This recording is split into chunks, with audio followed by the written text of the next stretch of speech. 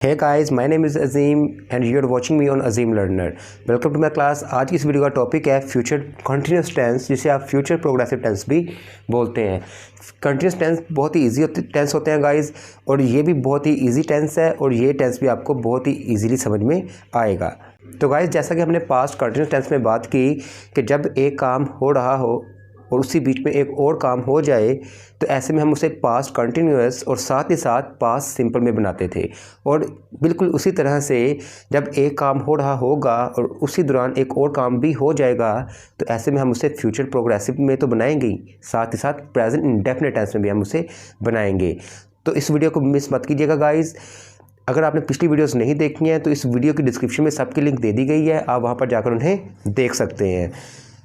इस वीडियो को देखने से पहले आप प्रेजेंट इंडेफिनिट टेंस और फास्ट कंटिन्यूस टेंस की वीडियो को ज़रूर देखिएगा गाइस, क्योंकि उस वीडियो को अगर आप देख लेंगे तो ये वीडियो आपको और भी आसानी से समझ में आएगी। तो फटाफट से लेसन की शुरुआत करते हैं, और जो ट्रिक्स आज इस वीडियो में मैं आपको देने वाला हूँ वो पूरी ज़िंदगी आपके काम आएंगी। So let's begin. तो गाइस, सबसे पहले हम बात कर लेते हैं कि हम कंटिन्यूस टेंस यूज़ क्यों करते हैं। कोई भी काम शुरू होके कुछ देर तक कंटिन्यू रहता है तो आप कंटिन्यूस टेंस का यूज़ करते हैं। और क्योंकि हम फ्यूचर कंटिन्यूस टेंस की बात कर रहे हैं, तो फ्यूचर जिसका मतलब है मुस्तकबिल में किसी टाइम पर कोई काम शुरू है, यानी आप उस बीच में हैं, यानी एक काम शुरू हो रहा है और कुछ देर तक फ्यूचर में चलेगा, तो ऐसे में आप फ्यूचर प्रोग्रेसिव टेंस का यूज़ करते हैं। तो पहला पॉइंट भी यही है गाइस, फ्यूचर में किसी वक्त पर कोई काम हो रहा होगा, कुछ वक्त तक कंटिन्यू रहेगा। मान लीजिए यहाँ पर एक टाइमलाइन आपके सामने है, पास्ट, नाउ यानी प्रेजेंट, और फ्यूचर। यानी फ्यूचर में आप मान लीजिए एक मूवी 3 PM पे शुरू हुई और वो कंटिन्यू रही और 6 PM पे ख़त्म हुई, और इसी बीच में 5 PM पे मैं टीवी देख रहा हूँगा। यानी एक मूवी है 3 बजे आएगी और 6 PM तक चलेगी, और उसी बीच में 5 PM पे मैं टीवी देख रहा हूँगा। तो जैसे अभी इधर आप देखिए, I will be watching TV at 5 PM tomorrow. At 5 PM tomorrow, ये आपका एक टाइम है, और यहाँ पर विल बी का यूज़ किया गया है। तो सबसे पहले स्ट्रक्चर समझ लेते हैं गाइस, पॉजिटिव और अफर्मेटिव। इसका स्ट्रक्चर है कि सबसे पहले आएगा सब्जेक्ट, उसके बाद विल और शैल, दोनों में से किसी का भी आप यूज़ कर सकते हैं। फ्यूचर इंडेफिनिट टेंस की वीडियो में मैं आपको बता चुका हूँ गाइस, विल और शैल के क्या यूजेज है। विल और शैल, जो भी सब्जेक्ट हो, I, we, you, they, he, she, it, या किसी भी शख्स का कोई नाम हो, तो आप विल और शैल दोनों में से किसी का भी यूज़ कर सकते हैं। लेकिन आई और वी, इसके साथ शैल का यूज़ किया जाता है, और आई और वी के साथ में दोनों बिल्कुल सही माने जाते हैं। और उसके बाद एक नया क्या है, वो है बी। उसके बाद में वर्ब की बेस फॉर्म में आईएनजी ऐड करेंगे, तो वर्ब की बेस फॉर्म में आईएनजी ऐड करने को आप कहते हैं प्रेजेंट पार्टिसिपल फॉर्म। और लास्ट में ऑब्जेक्टिव पार्ट, यानी बाकी के वर्ड्स। और नेगेटिव में आप विल और शैल और बी के बीच में नॉट का यूज़ करेंगे, यानी will not B, shall not be, यानी जो भी आएगा वो विल और शैल और बी के बीच में आएगा। और उसके बाद में वर्ब की फर्स्ट फॉर्म में आईएनजी यानी प्रेजेंट पार्टिसिपल फॉर्म, और बाद में ऑब्जेक्टिव पार्ट। और इंट्रोगेटिव में सबसे पहले आप यूज़ करेंगे विल और शैल, और उसके बाद सब्जेक्ट, और उसके बाद में आप बी का यूज़ करेंगे। यानी विल और बी को सेपरेट हो जाना है, विल और बी के बीच में जो भी आना है। उसके बाद में बाकी का structure same as it is ही रहता है। जैसे कि मैंने आपको पहले भी बताया गाइस, इंट्रोगेटिव सेंटेंसेस 2 तरह के होते हैं। एक वो सेंटेंसेस जिनकी शुरुआत क्या से होती है और जिनका आंसर आप येस या नो में दे सकते हैं, तो आप विल और शैल से स्टार्टिंग करेंगे। और ऐसे सेंटेंसेस जिनमें कोई क्वेश्चन पूछा गया हो, तो ऐसे में आप क्वेश्चन वर्ड सबसे पहले लिखेंगे। और इंट्रोगेटिव नेगेटिव में क्वेश्चन वर्ड अगर है तो क्वेश्चन वर्ड सबसे पहले आएगा, उसके बाद में विल और शैल, और सब्जेक्ट के फौरी बाद आप नॉट का यूज़ करेंगे। उसके बाद में बी, बाकी का structure same as it is ही रहता है। तो यहाँ पर एग्जांपल्स में देख लेते हैं guys. I will be watching TV at 5 PM tomorrow. मैं कल 5 बजे टीवी देख रहा हूँगा। तो यहाँ पर सब्जेक्ट है आई, उसके साथ आपने विल बी का यूज़ किया और यहाँ पर वॉच में आपने ING ऐड किया, वॉचिंग। ईजी है। अब ज़रा इसका नेगेटिव बना लेते हैं guys. I will not be watching TV, मैं TV देख नहीं रहा हूँगा। Will I be watching TV, क्या मैं TV देख रहा हूँगा? ये इंट्रोगेटिव है। सबसे पहले विल, फिर आई, फिर बी। विल और बी के बीच में सब्जेक्ट आ रहा है और ये इंट्रोगेटिव है। Will I be watching TV, क्या मैं TV देख रहा हूँगा? अब अगर क्वेश्चन वर्ड आ जाए, तो तब आप क्या कहेंगे? Why will I be watching TV, मैं TV क्यों देख रहा हूँगा? Why will I not be watching TV, मैं TV क्यों नहीं देख रहा हूँगा? इंट्रोगेटिव नेगेटिव, जिसमें आप सब्जेक्ट के फॉर बात नॉट का यूज़ करते हैं। अब अगर आप चाहें तो आप नॉट और विल को कॉन्ट्रैक्ट करके भी बोल सकते हैं। Won't, why won't I be watching TV, और मीनिंग दोनों का बिल्कुल सेम है। बस आपने क्या किया, नॉट को विल के साथ में कॉन्ट्रैक्ट कर दिया, और जब आप नॉट को विल के साथ कॉन्ट्रैक्ट करेंगे तो सब्जेक्ट के बाद में नॉट नहीं आएगा, सब्जेक्ट के बाद क्या आएगा? बी आएगा। Why won't I be watching TV। तो गाइज़ ये फर्स्ट पॉइंट है और ये बहुत ही इंपॉर्टेंट पॉइंट है, सबसे ज़्यादा यही यूज़ होता है। अब इसके अलावा जब एक काम हो रहा होगा और कोई दूसरा काम उस काम को इंटरप्ट करेगा, तो ऐसे सिचुएशंस में हम सेंटेंसेस को किस तरह से बनाएंगे वो भी हम नेक्स्ट देखते हैं। तो सबसे पहले आप ले लीजिए इसका स्क्रीनशॉट।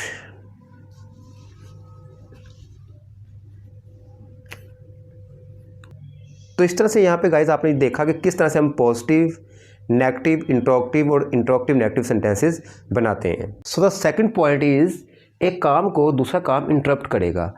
मान लीजिए गाइस, एक काम हो रहा होगा और उसी बीच में एक और काम हो जाएगा जो उस काम को इंटरप्ट करेगा। इसके लिए भी एक रूल यूज़ होता है गाइस, जो लॉन्ग एक्शन होंगे, जो काम लंबे अरसे तक चलेगा, उसे आप फ्यूचर प्रोग्रेसिव में बनाएंगे, और जो काम शॉर्ट एक्शन के लिए बीच में होगा, जो इस काम को इंटरप्ट करेगा, उसे आप प्रेजेंट इंडेफिनिट टेंस में बनाएंगे। अब इन्हें आप सेंटेंसेस में बेहतर तरीके से समझ पाएंगे। मान लीजिए कोई मुझसे एक क्वेश्चन करता है कि जब तुम आओगे मैं क्या कर रहा हूँगा, तो मैं कह सकता हूँ जब तुम आओगे मैं खाना बना रहा हूँगा। I will be cooking when you arrive. I will be cooking, मैं खाना बना रहा हूँगा, व्हेन यू अराइव, जब तुम आओगे। तो देखिए व्हेन के साथ में यू अराइव, ये प्रेजेंट इंडेफिनिट टेंस में बनाया गया है। जब तुम आओगे, भले ये फ्यूचर में है, लेकिन आप इसे प्रेजेंट इंडेफिनिट टेंस में बनाएंगे, क्योंकि इस काम ने इस काम को क्या किया? इंटरप्ट किया। एक और क्वेश्चन हो सकता है कि जब मूवी शुरू होगी तो तुम सब क्या कर रहे होगे?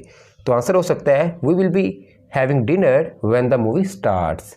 विल बी हैविंग डिनर, यहाँ पर वी विल, इसका कॉन्ट्रैक्शन है ये विल बी हैविंग डिनर, हम खाना खा रहे होंगे, व्हेन द मूवी स्टार्ट, जब मूवी शुरू होगी। यहाँ पे द मूवी स्टार्ट्स, ये प्रेजेंट इंडेफिनिट टेंस में बनाया गया है। अब इन्हें नेगेटिव में बनाते हैं। आई will not B cooking when you arrive, या फिर विल और नॉट को जब आप कॉन्ट्रैक्ट करेंगे तो I won't be cooking when you arrive, और इंट्रोगेटिव में विल पहले आ जाना है। Will I be cooking when you arrive, will be having dinner, will not be having dinner, या we won't having dinner when the movie starts, और question में आप विल को उठाकर शुरुआत में ले आते हैं। तो यहाँ पर आपने ये सीखा कि जब एक काम हो रहा होगा और कोई दूसरा काम उस काम को इंटरप्ट करेगा, तो ऐसे में आप उसे इस तरीके से बनाते हैं। So the point third is, जब दो काम एक ही वक्त पर हो रहे होंगे, जब दो काम एक ही वक्त पर हो रहे होंगे। फॉर एग्जाम्पल, वो टीवी देख रही होगी और मैं खाना बना रहा हूँगा। She will be watching TV and I will be cooking dinner. She will be watching TV, वो टीवी देख रही होगी, and I will be cooking dinner, मैं खाना बना रहा हूँगा। और ये दोनों काम चूँकि एक साथ चल रहे हैं, पैरेलल है, तो ऐसे में एक ही टाइम पे हो रहे हैं, तो ऐसे में आप इसे फ्यूचर प्रोग्रेसिव टेंस में इन्हें बनाएंगे।